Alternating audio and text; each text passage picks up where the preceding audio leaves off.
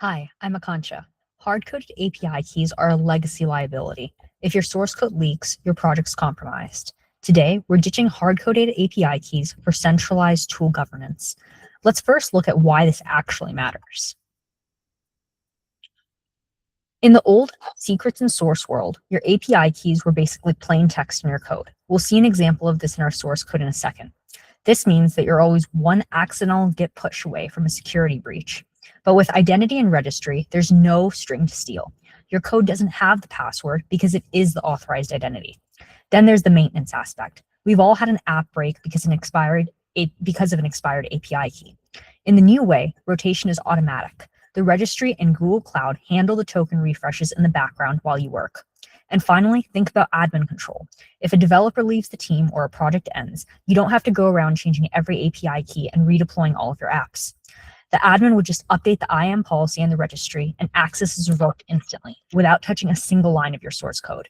Now, let's move from the theory and look at the actual code that makes this handshake happen.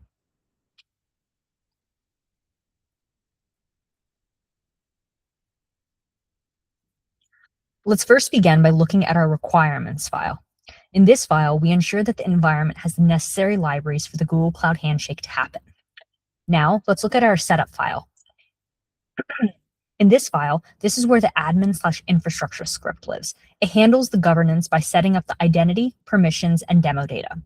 We'll run this once in our terminal to register our environment in just 1 second. Now, let's look at our main.py file. This is the developer script. It demonstrates the no-secret implementation by fetching the tool dynamically. See line 6, that's the old way, hard-coding API keys and project IDs. It's a massive security risk. If this file leaks, your project would be compromised. We're now going to shift to use centralized tool governance. From lines 12 through 19, we perform a dynamic handshake with the Cloud Registry. There are no strings to steal here. The credentials live in the environment, not the code. This gives us automatic rotation. Because we use google.auth default on line 14, the registry handles token refreshes behind the scenes. No more manual updates or expired keys. Finally, we have full admin control. On line 24, the developer just requests the admin-v2 tool. The admin can revoke access at any time in the Cloud Console without touching this code. Now, let's run our code. First, bash setup.sh.